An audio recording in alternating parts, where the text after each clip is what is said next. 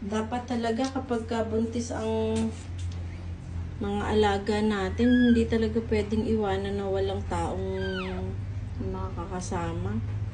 Kagaya po nito si Quincy, nanganak, wala ako.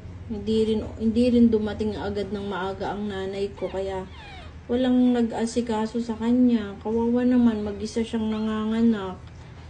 Tapos, yung 4 namatay, siguro hindi niya talaga kaya pang magkaanak. Hindi niya pa kaya kung paano gagawin niya. Kaya namatay yung 4. Baka ito yung mga last na ipinanganak niya. Baka nagkasunod-sunod. Hindi niya ngayon alam kung paano tatanggalan ng balot. Kasi itong tinatanggalan niya to ng balot, pagdating ko, nakabalot pa din. As in, hindi pa niya naaalis sa pagkakabalot. Tinanggalan ko na lang pagdating ko.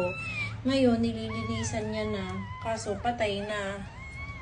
Kasi ito naman 3 na to, pagdating ko, itong 3, malinis na sila, pero patay na. Ito lang 2 yung nabuhay, oh. Ayan, oh. Kawawa naman, ang dami pa naman. 6 sana yung baby mo, Quincy. Tapos iniisip ko pa, kawawa ka naman, mag-isa ka lang kanina. Hindi man lang kita natulungan kung ano yung gagawin mo. Sorry baby ha. Quincy, sorry ah. Nakakaawa naman. Hindi naman sila tao, hindi nila alam yung gagawin nila. Tingnan mo, binaliktad niya pa po yung kanyang higaan, no? Kasi ito, pag alis ko, nakabaliktad to. Ito ang nasa unahan. Ito. Yan. Ngayon, nakaganyan na. Siguro binaliktad niya.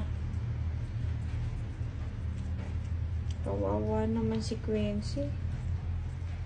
Yun naman din yung 3, oh. Nakalagay sila dun sa kulungan nila sa labas para nga medyo mapreskuhan sila. Inabutan naman ng ulan, kaya basang-basa, oh. Ang dungis-dungis. Pumasok yung ulan sa kulungan nila. Kaya talaga pag may fur babies tayo, kailangan meron talagang bantay. Meron talagang tao na maiiwan sa bahay. Kasi kung hindi, kawawa sila.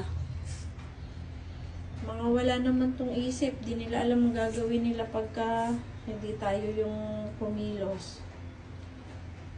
Kawawa naman si Quincy.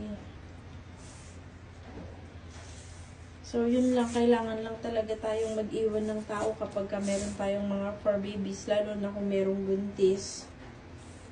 Kasi hindi natin alam kung marunong sila. Kagaya nito, hindi talaga marunong mga anak si Quincy. Nasana yan, na kapag nanganganak, ako talaga yung nagpapaanak sa kanya. Ako nagtatanggal ng balot. Ako ang nagpupunas ng mga babies niya pagkatanggal ng balot.